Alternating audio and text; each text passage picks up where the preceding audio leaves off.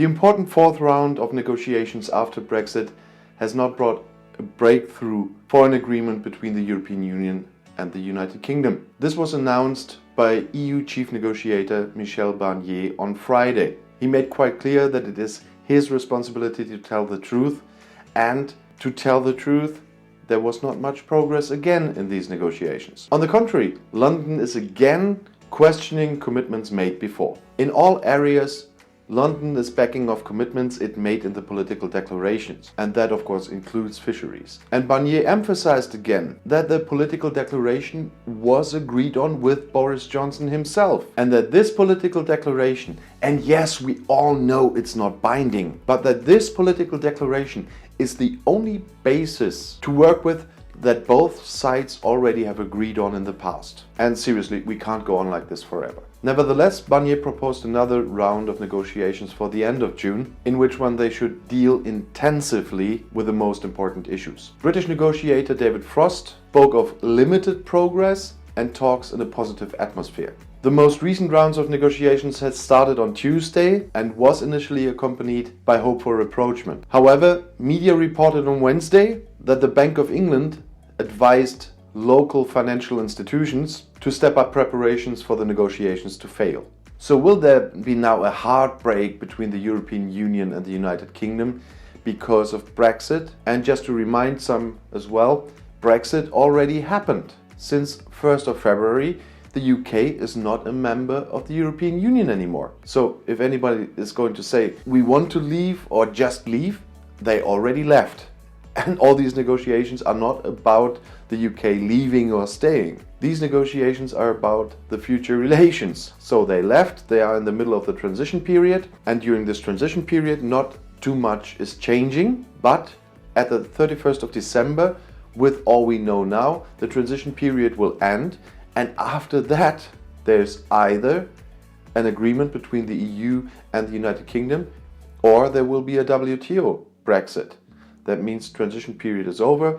There are then special arrangements for Northern Ireland, and for the rest of the UK there will be WTO rules for trading with the European Union.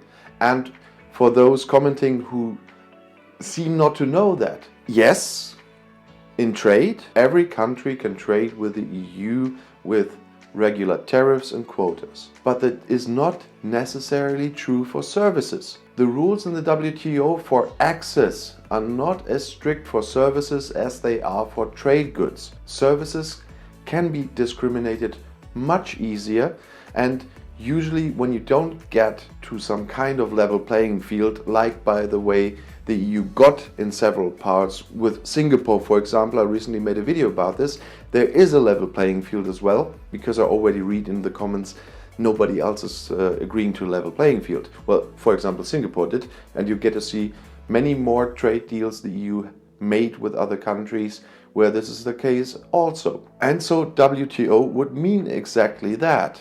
A hard break would mean the UK is trading with the EU on WTO terms, and because most of the food in UK supermarkets comes from the continent, bottlenecks and rising prices are to be expected. I just can remind you all of Operation Yellowhammer and similar documents. But what's going to happen now? One question now is, which is brought up a lot in German media, and I saw this in other countries as well already, is Ursula von der Leyen getting involved in the negotiations now? Because there are speculations in Brussels that EU Commission President Ursula von der Leyen, Council President Charles Michel, and British Prime Minister Boris Johnson are coming together for a crisis meeting, and that the decision should be made there for the extension of the transition period. That would accommodate the German Council presidency starting in July, and to be honest, the German government in this presidency wants to concentrate on the corona crisis and not on Brexit. So therefore Boris Johnson is also under domestic pressure. All three regional governments and the Mayor of London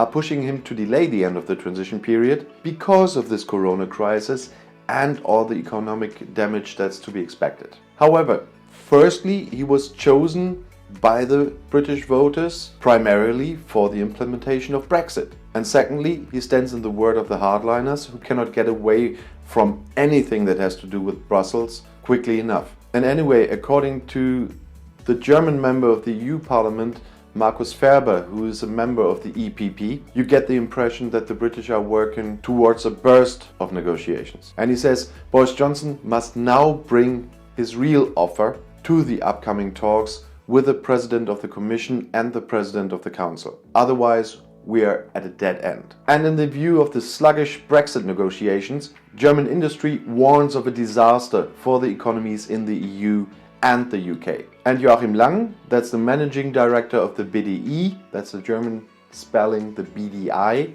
in English, and that's the industry association, said on Friday, the anger in the companies about the lack of progress in these negotiations is rising, and that it would be completely irresponsible to brush off the possibility of extending the transition period. And he closes with, failure of the negotiations would be a disaster for the economy on both sides of the channel. And if you now want to know more about European politics from a German point of view, I put my next video on the end screen, click and enjoy.